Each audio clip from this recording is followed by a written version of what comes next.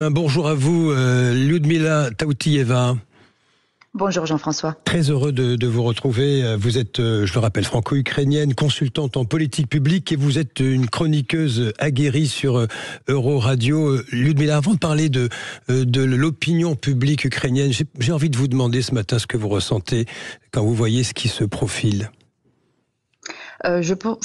Personnellement, j'ai pas beaucoup d'attentes. Je vois qu'il y a beaucoup d'agitation, surtout dans les médias et un peu partout dans le monde. Et il y a aussi tous les efforts pour faire le moins de dégâts possible à la sortie de cette rencontre de Trump et Poutine, notamment de la part des Européens et de Zelensky, justement, face à tout ce qui pourrait être décidé lors de cette rencontre. Vous avez vu ce qu'a dit Trump, hein, ça a été très évolutif au fil de la journée d'hier, après ses visioconférences avec les Européens, avec Volodymyr Zelensky, le président de l'Ukraine, également monsieur Trump qui a semblé plus prudent en fin de journée, puis qui a parlé dans sa conférence de presse de conséquences sévères pour la Russie si Poutine ne met pas fin à la guerre. Je ne sais pas ce qu'il faut en penser, Lyudmila. Difficile de comprendre ce qui va se produire demain, hein, d'anticiper. C'est très difficile d'anticiper, surtout que Trump, c'est pas la première fois qu'on a ce type de rhétorique. Il a déjà menacé la Russie avec des grosses sanctions. Je vous rappelle, c'était au l'heure de négociations sur le cessez-le-feu qui n'a jamais abouti d'ailleurs, pour des raisons que justement les Russes, ils n'ont pas été d'accord sur le type de cessez-le-feu d'instaurer. Aujourd'hui, si on en parle, c'est plutôt dans le cadre de essayer de faire tout pour que l'Ukraine ne soit pas, ses territoires ne soient pas un peu vendus par Trump lors de ce rendez-vous. C'est ça, en fait, le fameux deal qui se dessine, oui. Qu'est-ce qu'ils en pensent, les Ukrainiens dans leur ensemble? J'imagine que l'opinion est assez perturbée par tout ça. Il y a aussi des manifs contre la corruption. Il se passe des choses en Ukraine. On ne se rend pas compte que ça bouge énormément. Que disent les Ukrainiens sur l'éventuelle perte de ces territoires à l'Est? Je pense que si vous regardez déjà dans les sondages le niveau de confiance des Ukrainiens vers leurs partenaires, la confiance vers les États-Unis, elle était très évolutive aussi, un peu en parallèle des propos de Trump. Aujourd'hui, en mois de juillet, j'ai regardé un peu les chiffres, le nombre de personnes qui considèrent que Trump, on peut lui faire confiance, c'est 40 personnes en Ukraine. L'Union européenne reste quand même l'allié qui est considéré plus fiable pour les Ukrainiens, pour les pourparlers et pour cette négociation potentielle. Ce qui est sûr, c'est que hors de question qu'on puisse négocier des territoires. C'est d'ailleurs quelque chose qui était réitéré par le président Zelensky. Il a dit d'abord, il faut négocier le cessez-le-feu. Toute question de territoire devrait être négociée entre l'Ukraine et la Russie. D'ailleurs, sur cette position-là, Trump semble, d'après ses déclarations, être d'accord. Alors, encore une fois, je pense que c'est le résultat de travail énorme des efforts diplomatiques de la part des Européens et de la part de l'Ukraine.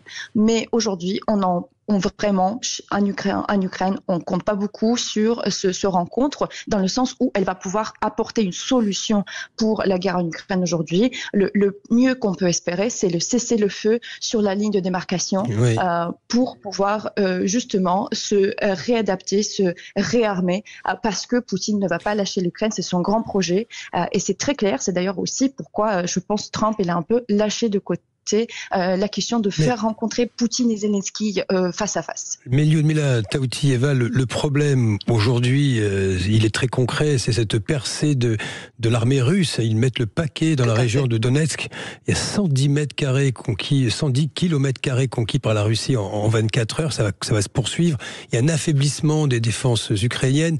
C'est ce moment, comment dirais-je, très sensible, hein, juste avant cette négociation, ce sommet, une équation impossible pour Volodymyr Zelensky s'il accepte le deal de céder ces provinces.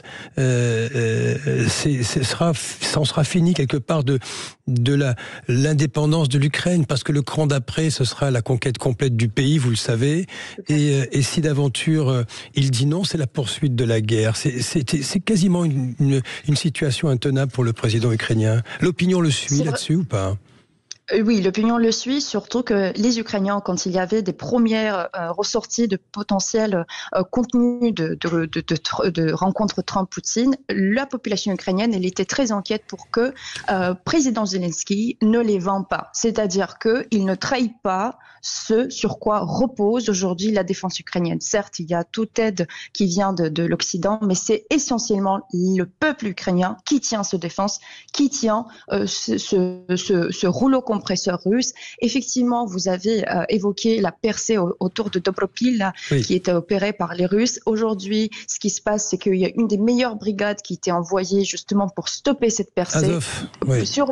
Oui, c'est ça. Sur l'autre bout du front, dans la région de Soumy, par exemple, l'armée ukrainienne a pu récupérer 6 sur 12 villages occupés jusqu'aujourd'hui, c'est-à-dire c'est là où l'armée ukrainienne avance. Le fait que Poutine, il voudrait quand même faire le maximum de pression avant de rentrer dans la discussion avec Trump, parce qu'il veut paraître dans la quand même position de puissance et de force, y compris sur le terrain. Ça, ce n'est pas surprenant. Oui, c'est un joueur d'échecs, il faut-il le rappeler, oui.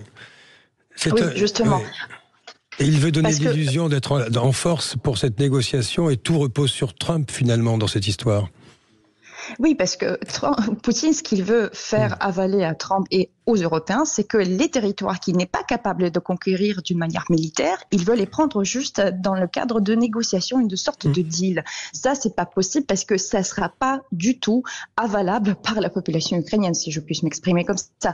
C'est quelque chose qui est pas du tout acceptable au niveau de la population ukrainienne. Si vous regardez, il y avait même les trottoirs qui sont faits en Ukraine sur cette question-là par les journalistes. Les gens disent, certes, ça sera bien d'avoir un cessez-le-feu parce que effectivement, il faut faire une sorte d'état de lieu de notre armée, il faut revoir des choses pour les améliorer, mais aucune question sur une sorte de négociation sur les territoires qui ne sont pas occupés par les Russes. Parce que pourquoi alors tous ces morts? Pourquoi, par exemple... Pourquoi tous ces morts et pourquoi tous ces enfants déportés également? Ludmila Taoutiyeva, merci pour votre regard ce matin sur l'antenne de Sud Radio.